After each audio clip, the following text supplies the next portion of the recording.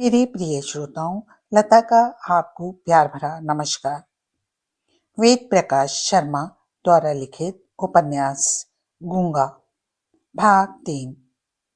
आगे बढ़ने से पहले आपसे अनुरोध है कि मेरे चैनल को सब्सक्राइब करें, लाइक करें, शेयर करें और बेल आइकन दबाना ना भूलें।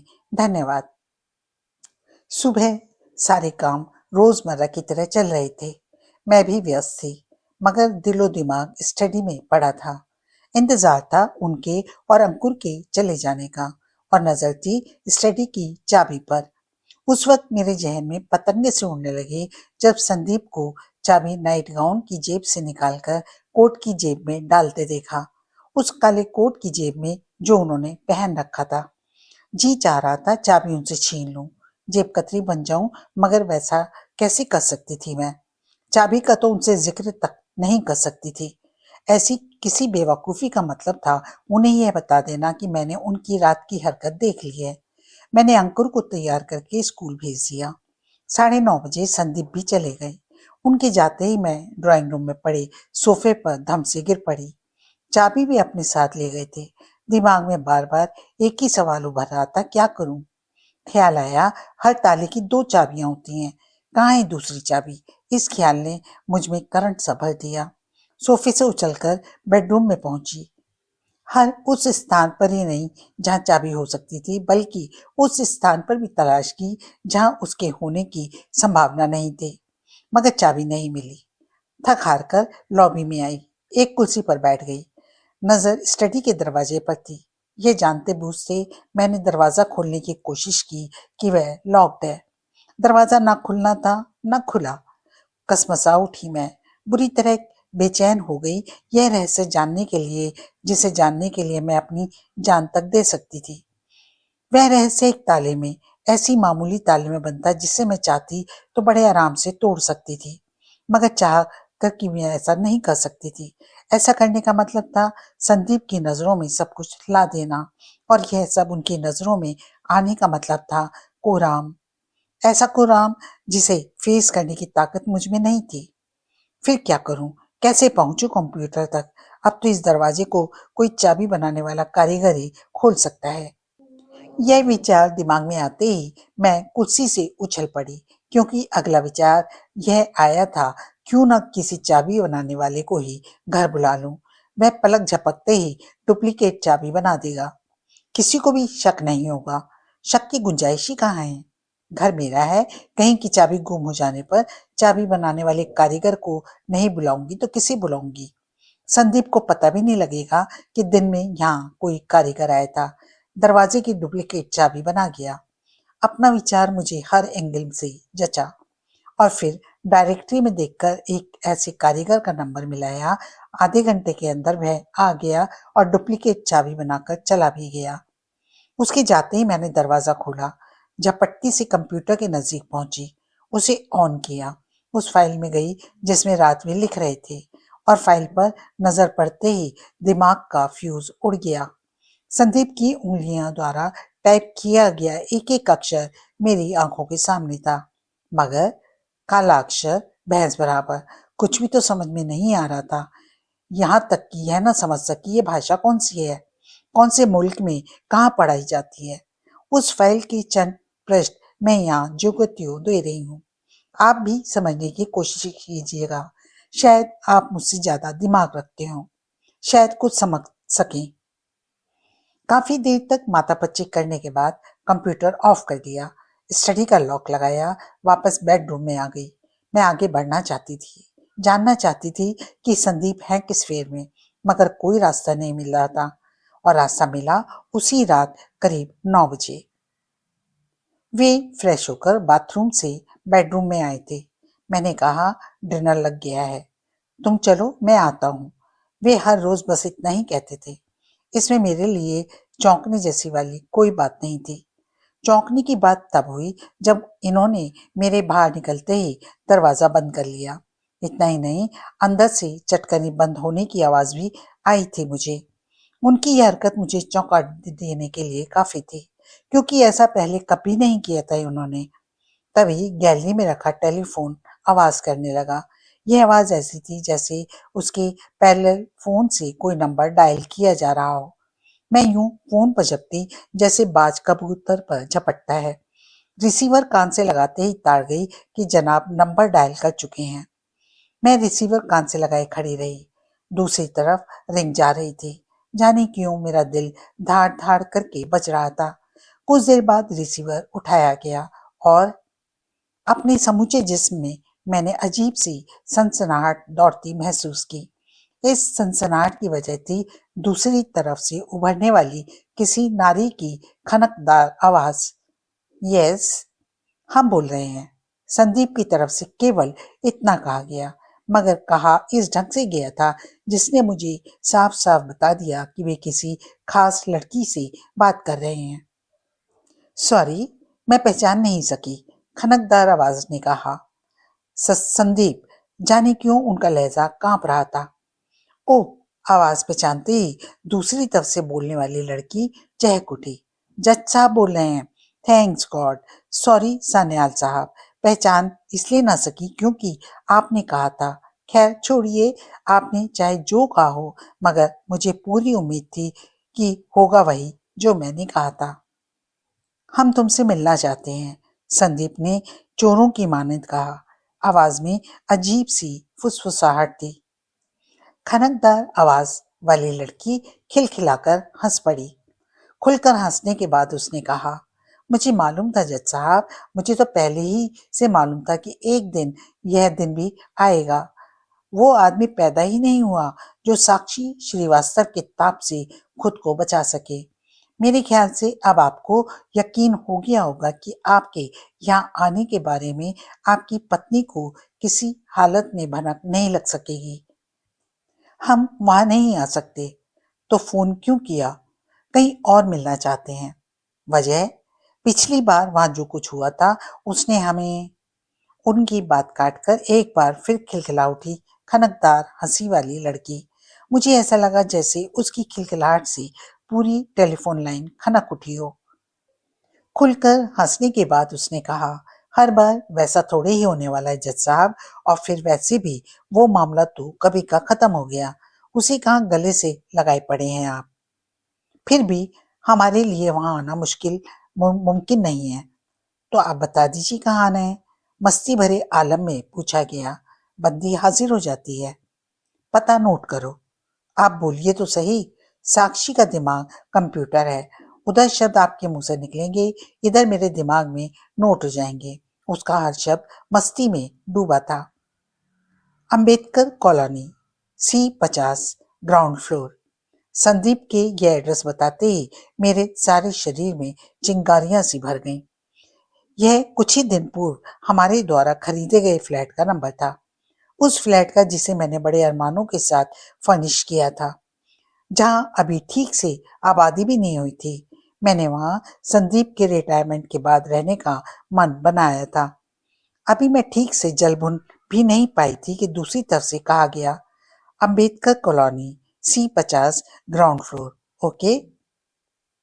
1 बजे रहस्यमय स्वर में पूछा गया, कविता यही है क्या?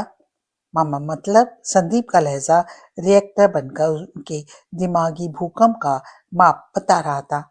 इतनी रात को मिलने का मतलब तो यही है, खनकदार आवाज वाली लड़की ने राजदाराना लहजे में कहा। अगर वह मायके गई होती तो आप काफी जल्दी का टाइम रखते। तुम्हें कोई दिक्कत तो नहीं होगी ना? मुझे क्या दिक्कत होने वाली है जज साहब, मगर मानना पड़ेगा काफी हिम्मत आ गई है आप में, जो पत्नी के रहते मुझसे मिलने की सूझ गई। अगर हम किसी वजह से थोड़े लेट हो जाए तो घबराने की जरूरत नहीं है, संदीप ने कहा। फ्लैट की चाबी तुम्हें दरवाजे पर लगे लेटर बॉक्स से मिल जाएगी। क्या यह फ्लैट आपका अपना है? अपना ही समझो, कहने के बाद संदीप ने दूसरी तरफ के जवाब की प्रतीक्षा किए बगैर संबंध विच्छेद कर दिया। मैंने भी जल्दी से रिसीवर क्रेडल पर रखा और तेज कदमों के साथ लॉबी की तरफ बढ़ गई।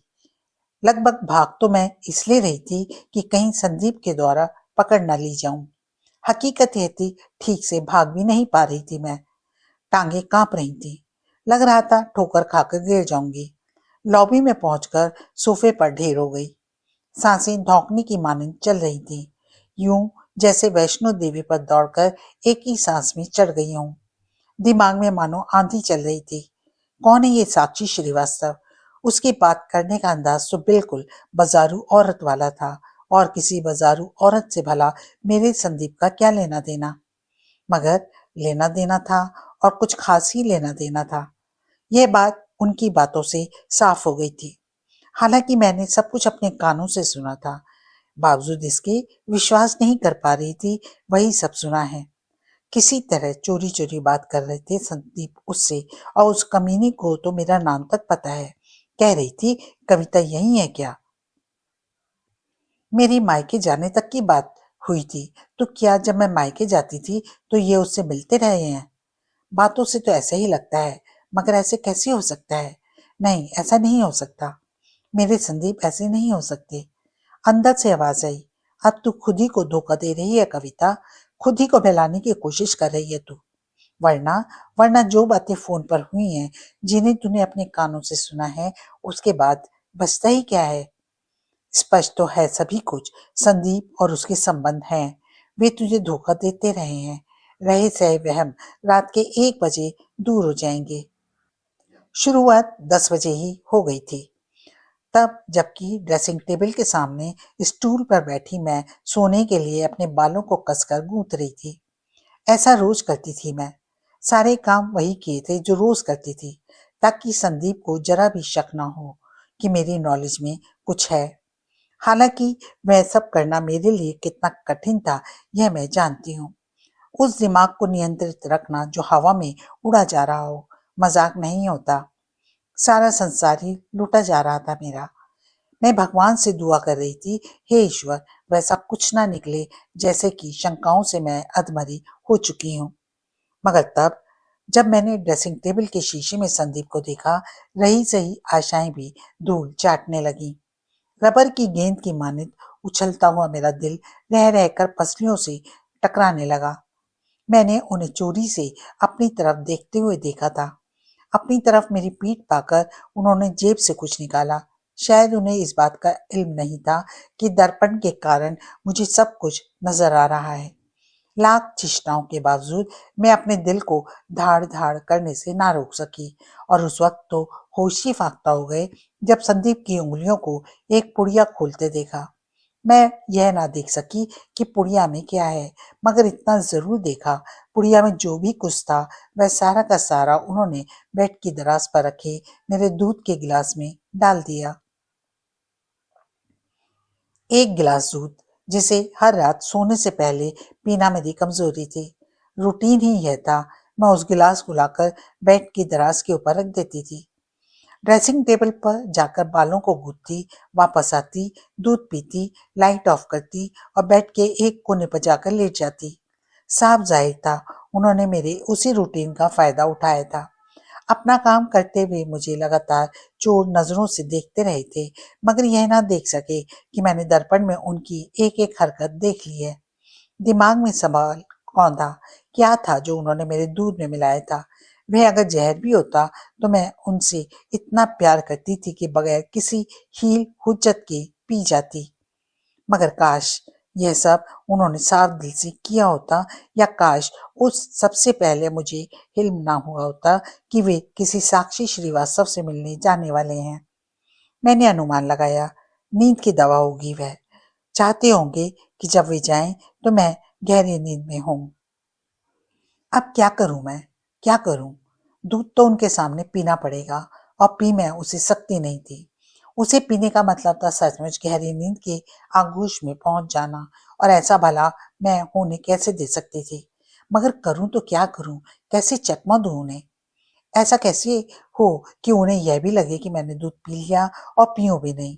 क्योंकि कोई भी बहाना लगाकर अगर आज दूध ना भी पीती तो काम चलने वाला नहीं था। उन्हें यह लगता कि नहीं कि मैं गहरी नींद में सोई हुई हूँ, जबकि मेरा उल्लू उन्हें इसी भ्रम में रखकर पूरा करना था। सोचते सोचते पसीना आ गया। फिर एक तरकीब सूझी। उस पर अमल करने स्टूल से उठकर सीधी बाथरूम में गई। दरवाजा अंदर से बंद नहीं किया, केवल ढुकाया, और अचानक इतनी जोर से चीख पड़ी जिसे मैंने जब कोई सांप देख लिया हो। वही हुआ जैसा सोचा था। क्या हुआ चिल्लाते हुए संदीप बुरी तरह हड़बड़ाई हुई धाड़ से दरवाजा खोलकर अंदर आए। वो वहां कुछ है। डरी हुई होने का नाटक करके मैंने उंगली से बात टब की जड़ की तरफ इशारा किया। कहाँ क्या है? कहने के साथ वे बाथ टब के नीचे देखने के लिए झुके। वहां ना उन्हें कुछ नजर आना था और ना आया। मेरी तरफ पलट कर बोले, क्या था? कॉकरोच था शायद, मैंने शरारती अंदाज में आंखें मटकाकर कहा। होठों पर मुस्कान थी। यह समझते ही वे भन्ना गए कि मैंने शरारत की है। भन्नाकर अभी कुछ कहने ही वाले थे कि मैंने शॉवर से कनेक्टेड टोटी घुमा दी। एक झटके से सारा पानी उनके ऊपर आ गिरा। बौखला गए थे वे और मैं खिलखिलाती हुई धाड़ से बाथरूम का दरवाजा बंद करने के साथ बेडरूम में आ गई। साथ ही ऊंची आवाज में कहा, मजा आया ना बच्चू? ये क्या बदतमीजी है कविता, तुमने मुझे सारा भिगो दिया। उनकी झुंझलाई हुई आवाज सुनाई दी। मैं पुनः इतनी जोर से खिलखिलाई कि आवाज बाथरूम में मौजूद संदीप के कानों तक पहुंच सके। मैं उन पर वही जताना चाहती थी कि शरारत कर रही हूँ। जानती थी गीले होने के कारण वे सीधे बेडरूम में नहीं आ सकेंगे। इसके लिए उन्हें अपने गीले कपड़ों और जिस्म से निजात पानी होगी। काफी समय था मेरे पास। उस खाली समय में मैंने बड़े आराम से दूध के गिलास को ड्रेसिंग टेबल पर रखे गुलदस्ते में खाली कर दिया, मगर थोड़ा सा दूध अपने होठों पर लगाना नहीं भूली ताकि उन्हें धोखा हो सके। बाथरूम से आती शॉवर की आवाज बंद हो चुकी थी। मैं समझ गई अब वे अपने गीले कपड़े उतार रहे होंगे या टॉवल से जिस्म पोंछ रहे होंगे। गिलास अभी भी मेरे हाथ में था। करीब 5 मिनट बाद बाथरूम के दरवाजे पर हलचल हुई देखी। खाली गिलास झट से अपने होठों पर लगा लिया। सीन ऐसा पेश किया जैसे अभी अभी पिया हो। जैसी कि उम्मीद थी। अभी तक भन्नाए हुए संदीप ने रूम में कदम रखते ही गुस्से में कहा, तुम जानती हो कविता, इस किस्म की चोंचलेबाजियां मुझे पसंद नहीं है। गिलास दराज के टॉप पर रखने के साथ मैंने कहा, आजकल तो कुछ भी पसंद नहीं तुम्हें। संदीप, तुम्हें हो क्या गया है? कहने के साथ उनकी आंखों में झांकती हुई मैं रोमांटिक मुद्रा में उनके बेहद नजदीक पहुंच गई थी। प्लीज कविता, कहने के साथ उन्होंने मुझे आहिस्ता से खुद से दूर हटाया और बेड की तरफ बढ़ गए। मैं जानती थी यही होगा, मगर अपना मकसद तो पूरा कर ही चुकी थी। अब मैंने भी यूं दर्शाया जैसे उनके व्यवहार से नाराज हो गई हूं। टॉवल से होठ पोंछे, लाइट ऑफ की और बेड के उस कोने पर जा लेटी जो उन दिनों मेरे लिए आरक्षित था। 12 बजे संदीप बाकायदा खर्राटे ले रहे थे। मेरे सारे शरीर में गुस्से की चिंगारियां सी भर गईं। कितने धूल तो गए हैं ये। मुझ पर यह दर्शाने की कोशिश कर रहे थे कि गहरी नींद में सोए हुए हैं। मैंने भी वैसी ही एक्टिंग शुरू कर दी।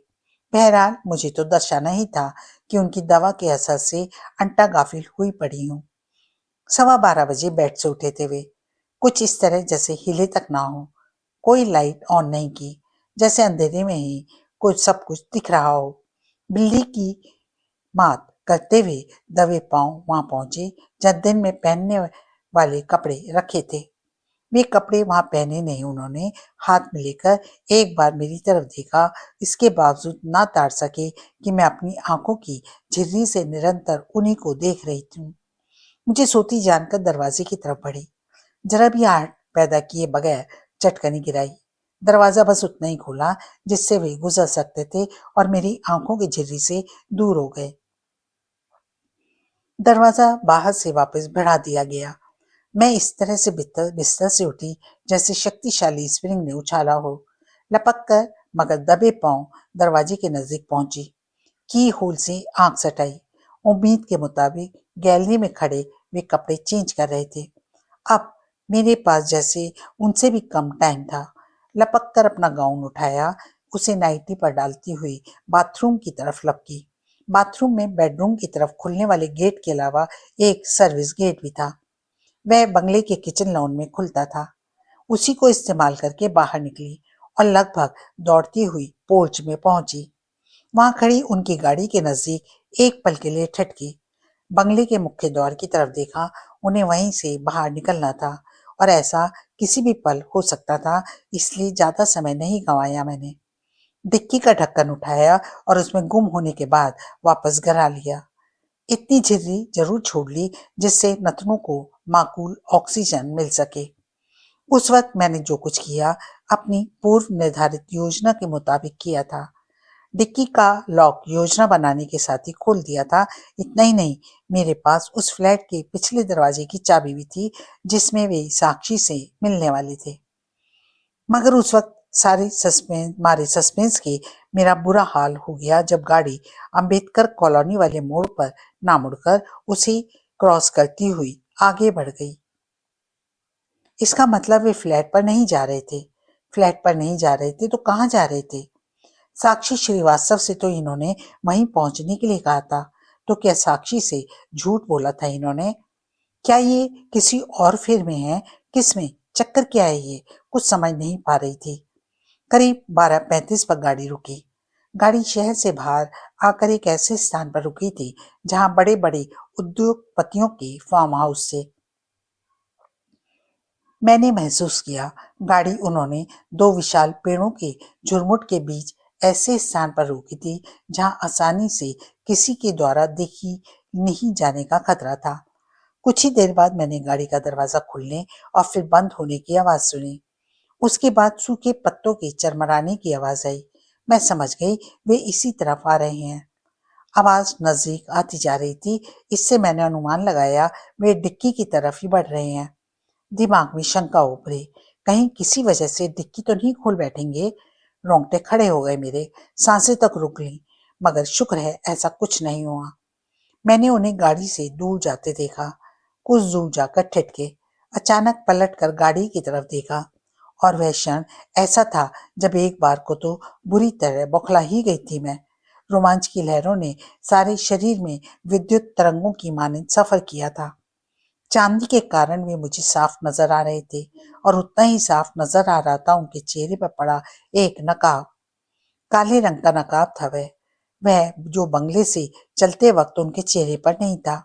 इसका मतलब इसे उन्होंने यहाँ पहुंचने के बाद ही अपने चेहरे पर लगाया था, शायद कार में या उससे उतरते वक्त। मगर क्यों? नकाब की जरूरत उन्हें क्यों पड़ी? आखिर हैं किस चक्कर में ये? उस रूप में संदीप मुझे टीवी के जासूसी सीरियल्स में दिखाई जाने वाले हत्यारे से लगे थे। यही कारण था कि मेरे रोम रोम में सनसनी दौड़ती चली गई। वे एक फार्म हाउस की ऊंची दीवार की तरफ बढ़ रहे थे। मैं मौका देखकर डिक्की से बाहर आ गई, ढक्कन वापस गिराया और पेड़ों की आड़ लेती हुई पीछा करने लगी। उसके बाद मैंने उन्हें एक ऐसे पेड़ पर चढ़कर चार दीवारी के शीर्ष पर उतरते देखा जिसकी एक शाख चार दीवारी से टच हो रही थी। कुछ देर वहीं खड़े रहकर वे चार दीवारी के उस तरफ का नजारा करते रहे और उसके बाद दूसरी तरफ कूद गए। धक से रह गया था मेरा दिल। अब वे मुझे नजर आने बंद हो गए थे। मैं अपनी पूरी ताकत लगाकर उस पेड़ की तरफ दौड़ी और जिस तेजी के साथ पेड़ पर चढ़ी थी उस तेजी को याद करती हूँ तो आज भी सिहर उठती हूँ। विश्वास ही नहीं होता कि यह सब मैंने किया था। शायद इसलिए कहते हैं इंसान के सिर पर जब पड़ती है तो ऐसे ऐसे काम कर गुजरता है जिन्हें साधारण अवस्था में करने के बारे में सोच तक नहीं सकता। मैं उन्हीं रास्तों से गुजरती हुई पीछा करती रही और जो वो मुझे आगे आगे बनाते जा रहे थे, यहाँ तक कि चार दीवारी से फार्म हाउस के फर्श तक का जंप लगा दी। अंततः वे एक कमरे में पहुंचे। उस कमरे की जगह हॉल कहा जाए तो ज्यादा मुनासिब होगा। एक ही छत के नीचे ड्राइंग रूम भी था और बेडरूम भी।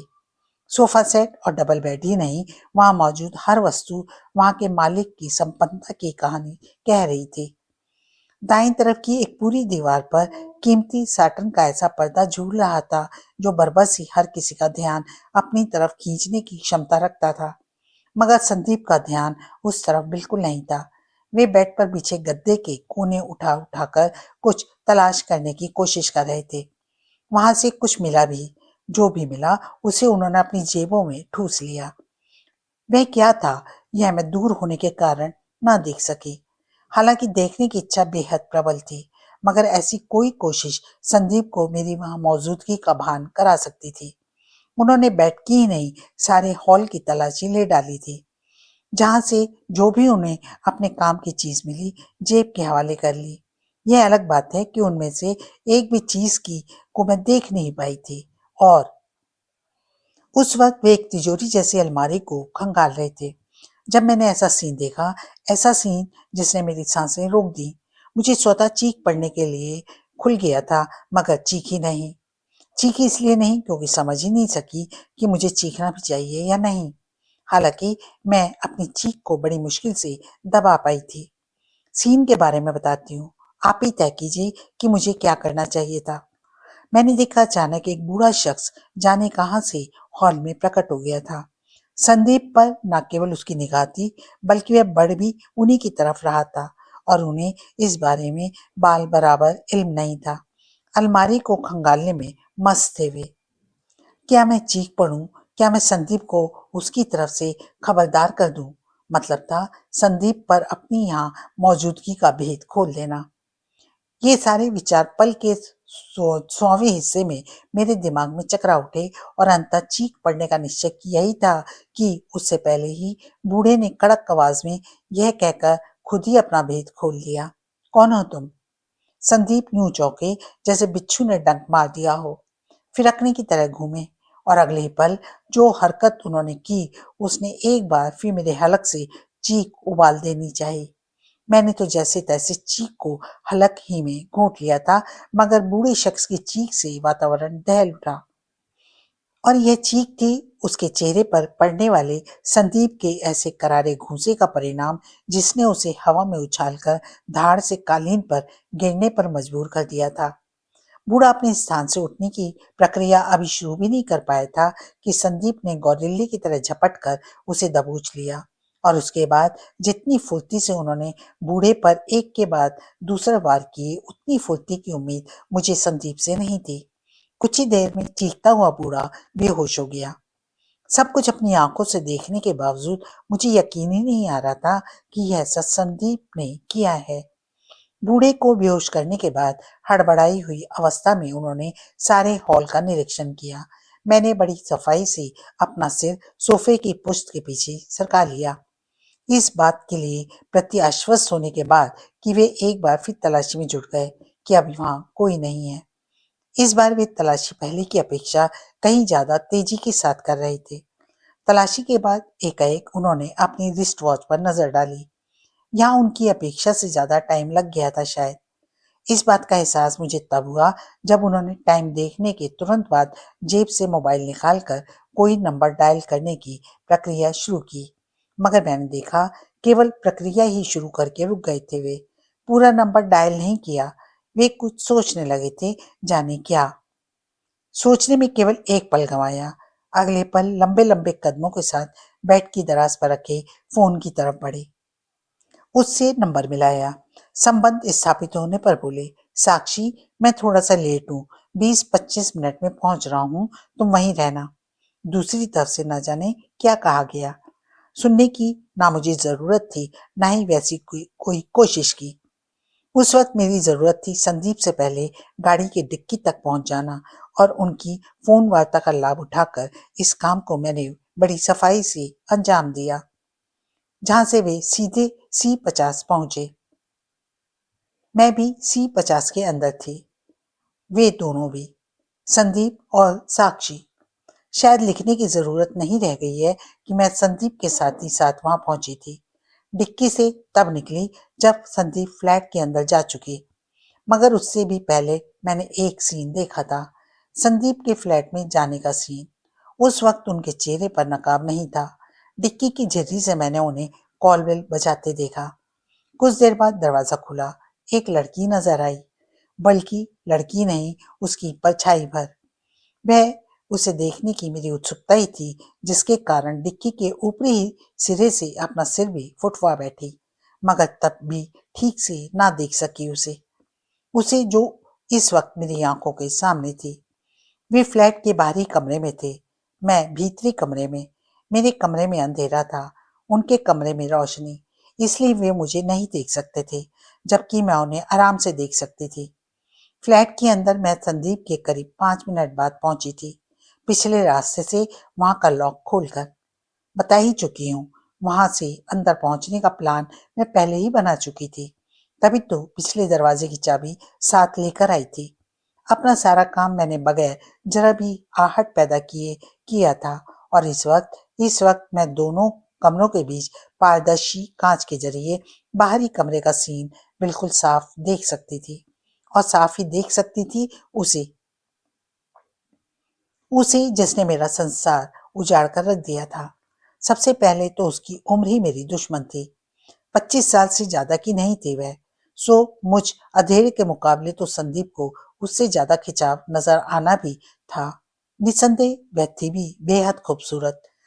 जिस्म सांचे में ढला हुआ था उसका। रंग रूह अफ़ज़ा मिले दूध जैसा। गुलाब गुलाबी होंठ, सुतवा नाक, चौड़ा मस्तक और बड़ी बड़ी आंखें।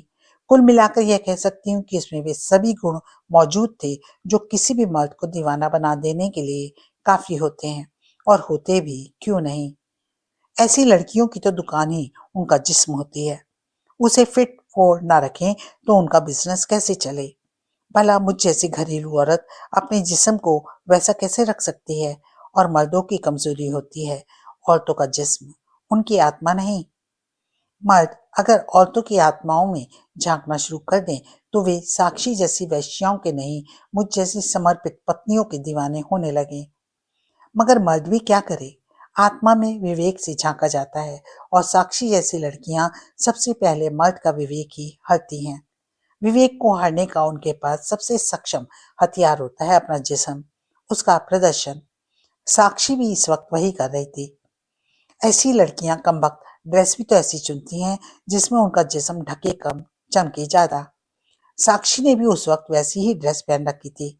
हल्के गुलाबी रंग का वह फ्रॉक जैसा कुछ था। बाजू नहीं थे उसमें, केवल ऊन की मोटाई जितनी दो तनियां थीं जिनकी मदद से वह उसके नंगे कंधों पर टिका हुआ था। या शायद यह भी गलत लिख गई हूं मैं। फ्रॉक जैसा वह लिबास उन तनियों पर नहीं बल्कि साक्षी के वक्षों पर टिका हुआ था। वे थे ही इतने पुष्ट कि लिबास तो क्या, मर्द का दिल भी सदा सदा के लिए वहां लटका रह सकता था। करेले पर नीम चढ़ा ये कि उसने ब्रा नाम की कोई वस्तु नहीं पहन रखी थी। फ्रॉक का कपड़ा इतना झीना था कि उसकी उरोजों की गोलाइयां ही नहीं, ब्राउन कलर के सिक्के की गोलाइयां और निपल्स की नोकें तक साफ न चमक रही थी। लिबास अर्थात केले के तने जैसी चिकनी उसकी टांगें जांघों तक ही नहीं बल्कि नितंबों के जोड़ों तक नंगी थीं। पैरों में उसने ऊंची एड़ी के सैंडल्स पहन रखे थे। उन सैंडल्स पर जब वे चलती थी तो सारा जिस्म यूं लोच खाता था जैसे स्प्रिंग का बना हो। उसकी और उसके लिबास के बारे में इतना विवरण मैंने केवल इसलिए लिखा है ताकि आप समझ सकें कि ऐसी लड़कियां मर्दों को रिझाने के लिए किस हद तक जा सकती हैं। बावजूद इन सब के मुझे अपने संदीप पर पूरा भरोसा था। मैं ये सोचती थी हालात चाहे जैसे हों, साक्षी जैसी लड़कियां भले ही दुनिया के सारे मर्दों को बहका सके मगर मेरे संदीप सबसे अलग हैं। उन्हें दुनिया की कोई साक्षी नहीं बहका सकती। वे मेरे हैं, सिर्फ मेरे। गौर कीजिए, मैंने कहा था शब्द यूज किया है नहीं। इसका कारण यह है कि यह भरोसा मुझे साक्षी और संदीप की फोन वार्ता से पहले तक का था। उसके बाद तो मुझे वही लगा वह मेरा वहम था, खुशफहमी थी। संदीप भी दुनिया के दूसरे मर्दों से अलग नहीं है और इस वक्त साबित भी यही हो रहा था। मुझे नहीं पता मेरी 5 मिनट की गैरहाजिरी में उनके बीच क्या बातें हुई। बस इतना जानती हूँ, जिस वक्त पारदर्शी कांच के नजदीक पहुंची उस वक्त संदीप अपने लेट आने की सफाई दे रहे थे। बता रहे थे कि किस तरह अपनी पत्नी को चकमा देकर यहाँ आने में कामयाब हुए हैं। सुनते वक्त उस मर्दखोर औरत के गुलाबी होठों पर चित्ताकर्षक मुस्कान थी। ऐसा बिल्कुल नहीं लग रहा था जैसे वह उनकी बात ध्यान से सुन रही हो। जब वे बात पूरी करके चुप हुए तो बोली, काफी रिस्क लेकर आपको यहाँ आना पड़ा।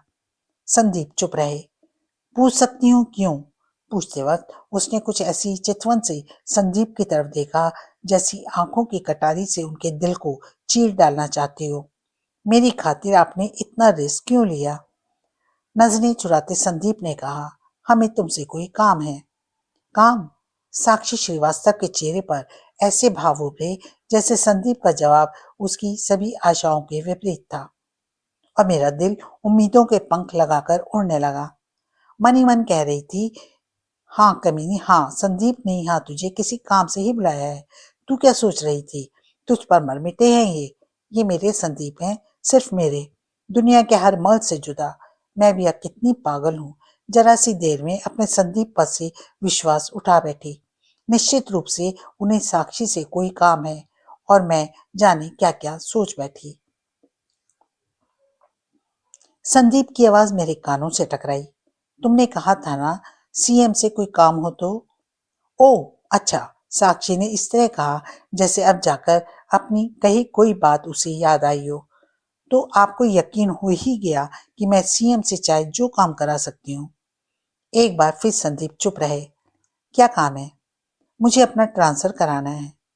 जहां चाहोगे हो जाएगा, मगर अपना सेंटेंस जानबूझकर अधूरा छोड़ने के साथ वह नासपीती संदीप के बेहद नजदीक आ गई। इतनी ज्यादा कि उसके वक्त उसके जिस्म की तपिश को काफी शिद्दत से महसूस कर रहे होंगे। उन्हें पूछना पड़ा, मगर क्या वाकई आपने मुझे सिर्फ और सिर्फ काम बताने के लिए यहाँ बुलाया है? कहने के साथ वह सीधी संदीप की आंखों में झांक रही थी। साथ ही अपने दोनों हाथ उसने उनके कंधों पर रख दिए। नहीं। तो फिर हिचक क्यों रहे हो सान्याल साहब? इस बार उसने अपना हाथ संदीप के सीने पर चुभा दिया। खुलकर कहो ना, आपने मुझे यहाँ क्यों बुलाया है? इस बार संदीप ने भी अपने दोनों हाथ उसके नंगे कंधों पर रख दिए। मेरा सारा जिस्म पसीने से भरभरा उठा। पतिदेव उसकी आंखों में आंखें डालकर कह रहे थे, साक्षी, जब तुम जानती हो तो पूछ क्यों रही हो? क्या आप नहीं जानते? कुछ बातें जानते बूझने के बावजूद सामने वाले से पूछी जाती हैं, केवल इसलिए क्योंकि कान और दिल वे बातें उसी के मुंह से सुनने के तलबगार होते हैं। हाँ, कहने के साथ संदीप ने इस बार उसे बाकायदा अपनी बाहों में भर लिया था। हमें तुम्हारी यादों ने तुम्हें यहाँ बुलाने पर मजबूर किया है। सच? वह उनके और निकट सरक आई। सच, कहने के साथ इस बार संदीप ने उसे अपने जिस्म से सटा लिया। इस सीन को देखकर इधर मानो मेरी सांसें रुक गईं। उधर खिलखिलाती हुई साक्षी ने खुद को चिकनी मछली की मानिंद उनकी बाहों से निकालते हुए कहा, आप तो कुछ ज्यादा ही जल्दी में नजर आ रही हैं सन्याल साहब। ऐसी होती हैं ऐसी लड़कियां, पहले खुद नजदीक आती हैं, मर्द को भड़काती हैं, और जब मर्द भड़क जाता है तो दूर हट जाती हैं, नखरे दिखाती हैं। तुम चीज ही ऐसी हो साक्षी। अपनी आंखों में सुरूर लिए उसकी तरफ बढ़ते संदीप ने मेरे कानों में पिघला हुआ शीशा उड़ेलना शुरू कर दिया। दुनिया में ऐसा कोई नहीं हो सकता जिसके सब्र का पैमाना तुम्हें दिखकर छलक न जाए। साक्षी की खिलखिलाहट और सेक्सी हो उठी। अब मेरे सारे भ्रम टूट गए, वे सारे भ्रम जो संदीप को लेकर मैं न जाने कब से पाले हुए थे। वह शख्स मुझे अपने लिए नितांत अजनबी लगा जो इस वक्त साक्षी पर राल टपकाता नजर आ रहा था। खुलकर हंसने के बाद साक्षी ने कहा था, ये पैमाने वाली बात खूब कही आपने। इसी पर याद आया, इंतजाम तो यहाँ कोई होगा नहीं। इंतजाम? संदीप जैसे समझ ही नहीं पाए कि वह क्या कह रही है। किस चीज के इंतजाम की बात कर रही हो तुम? मुझे मालूम था। कहने के साथ वह सेंटर टेबल की तरफ बढ़ी। मैंने भी पहली ही बार देखा। वहां एक बड़ा सा हैंडबैग रखा था। साक्षी ने उसकी चेन खोली, विस्की का एक हाफ निकालती हुई बोली, इसके बगैर मूड नहीं बनता मेरा। ओह, तो इसे क्या तुम अपने साथ लाई हो? देख ही रहे हो। संदीप मुस्कुराए, बोले, वापस रख लो। मतलब? यहाँ तुम मेरी मेहमान हो। क्या क्या मतलब? इंतजाम है क्या? संदीप ने होठों पर मुस्कान लिए आंखों से हाँ कही। ये बात हुई मेरी जान, ये कुछ बात हुई। कहने के साथ मारे खुशी की साक्षी उछल पड़ी। उछलकर सीधी संदीप के निकट आई, और वह केवल निकट ही नहीं बल्कि झपट कर संदीप के होठ भी चूम लिए। मेरा जी चाहा उसका मुंह नोच लूं, मगर उसका मुंह नोचने से क्या होने वाला था? संदीप ने तो उससे भी ज्यादा गर्मा गर्म हरकत कर डाली। वह तो केवल एक ही बार उसके होठ चूम कर हट जाना चाहती थी, मगर संदीप ने तो उसे अपनी बाहों में उसे जकड़ ही लिया। उसके सारे जिस्म को अपने जिस्म से इस कदर लिपटा लिया उन्होंने जैसे उसे अपने जिस्म का हिस्सा बना लेना चाहते हो। मैंने साफ देखा, वह सीन देखा जिसके बारे में मैं सोचा करती थी कि देखने से पहले ही मेरी आंखें फूट जाएंगी। साक्षी उनके बंधनों से निकलने के लिए मचल रही थी और उनके होठ थे साक्षी के होठों को छोड़ने का नाम नहीं ले रहे थे। उस वक्त मेरी तरफ उनकी पीठ थी, साक्षी का फेस। अचानक उस फेस पर मैंने पीड़ा के भाव देखे। चौंक पड़ी मैं। जहाँ चुंबन की मदमस्ती के भाव होने चाहिए थे, वहां पीड़ा के भाव थे। अब मैंने महसूस किया, साक्षी उनके बंधनों से निकलने के लिए मचल नहीं रही थी, बल्कि छटपटा रही थी। और फिर मानो संदीप ने खुद ही उसे छोड़ दिया। साक्षी के होठों से खून बह रहा था। चीख पड़ी वह, क्या बेहूदगी है ये, क्या बेहूदगी है। क्यों, पसंद नहीं आया हमारे प्यार करने का स्टाइल? खरखराती सी आवाज मुझे हरगिज संदीप की नहीं लगी। अरे मारे हैरत के साक्षी का बुरा हाल था। हो क्या गया है आपको? ये तो जानवरों वाली हरकत है। इधर मेरे हाथ पैर भी ठंडे पड़ गए थे। समझ नहीं पा रही थी कि संदीप कर क्या रहे हैं। मेरे ख्याल से होना तो साक्षी के साथ वही चाहिए था जो उन्होंने किया, मगर वह सब उन्होंने किया, बात कुछ समझ में नहीं आ रही थी। उस वक्त मैं उनका फेस नहीं देख सकती थी, मगर साक्षी के फेस पर जो भाव थे उनसे उनके फेस के भावों का अनुमान लगाने की कोशिश कर रही थी। साक्षी बुरी तरह डरी हुई नजर आ रही थी, ठीक उतनी ही जितनी मैंने फिल्म के पर्दे पर लड़कियों को ड्रैकुला से डरते देखा था। डरी हुई आंखें संदीप के चेहरे पर गड़ाए साक्षी पीछे हट रही थी और उसी अनुपात में संदीप उसकी तरफ बढ़ रहे थे। उसी की तरफ बढ़ते उन्होंने अचानक अपनी जेब में हाथ डाला और जब वह हाथ बाहर आया तो साक्षी के हलक से चीख उबल पड़ी। मौत का खौफ उसके चेहरे पर साफ साफ नजर आ रहा था। चीख ने मेरे हलक के बंधन भी तोड़ने चाहे। बड़ी मुश्किल से अपने हाथों से अपना मुंह भींच कर जीत सकी मैं। बुरी तरह भयाक्रांत साक्षी तो रोने जैसी आवाज में चीखी तो पड़ी, क्यों क्यों, आखिर आप मुझे क्यों मार डालना चाहते हैं सान्याल साहब? चाकुता ने लगातार उसकी तरफ बढ़ रहे संदीप के हलक से भेड़िए जैसी गुर्राहट निकली। तुम जानती हो? नहीं, मैं कुछ नहीं जानती। कम से कम आपका मैंने कुछ नहीं बिगाड़ा है।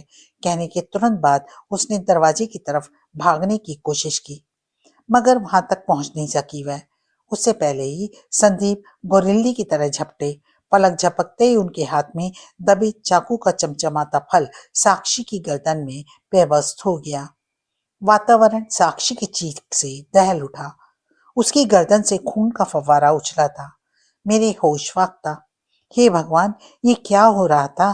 क्या देख रही थी मैं? अब मेरी तरफ साक्षी की पीठ थी और संदीप का चेहरा। पर क्या यह चेहरा संदीप ही का था?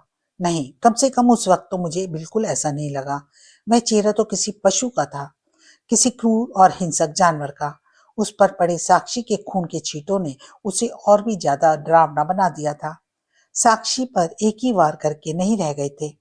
उस वक्त बाएं हाथ से उन्होंने उसके बाल पकड़ रखे थे। जब साक्षी ने बड़े ही मार्मिक अंदाज में पूछा, आप मुझे क्यों मार रहे हैं सान्याल साहब, क्यों मार रहे हैं? जनाब, जवाब उन्होंने नहीं दिया। मुंह से नहीं दिया, हाथ से दिया। हाथ में दबे रक्त रंजित चाकू से इस बार उस चाकू का सारा फल साक्षी के छाती के बीच में घोंप दिया। एक बार फिर खून का फव्वारा उछला।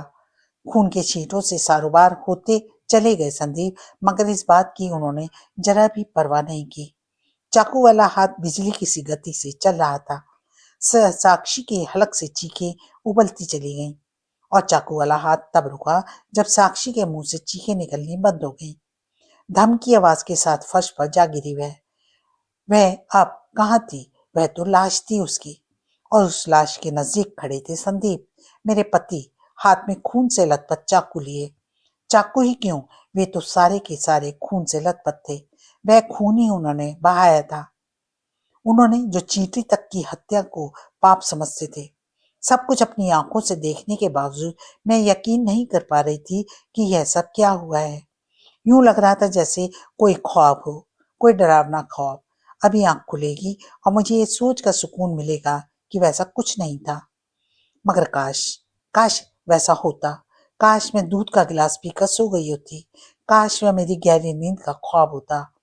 वैसा होता तो उस वक्त मैं यूं थर थर ना कांप रही होती, यूं जैसे जूडी के मरीज कांपा करते हैं। यह सच है कि उस वक्त मैं अपने स्थान पर खड़ी ना रह सकी थी। घुटने मोड़कर जहां की तहां बैठ ना जाती तो निश्चित रूप से फर्श पर गिर जाती। खौफ की मारी मैं अब भी संदीप को देख रही थी, अपने लिए बिल्कुल अजनबी नजर आ रही संदीप को। उन्हें जो नीचे झुके साक्षी की कलाई पकड़ी नब्ज टटोली, जैसे जानना चाहते हो कि वह मरी भी है या नहीं, जैसे अगर मरी ना हो तो एक आध बार और कर डाले। यहीं पर हमारा वीडियो समाप्त होता है। आगे की कहानी के साथ पुनः उपस्थित होती हूँ। तब तक के लिए नमस्कार।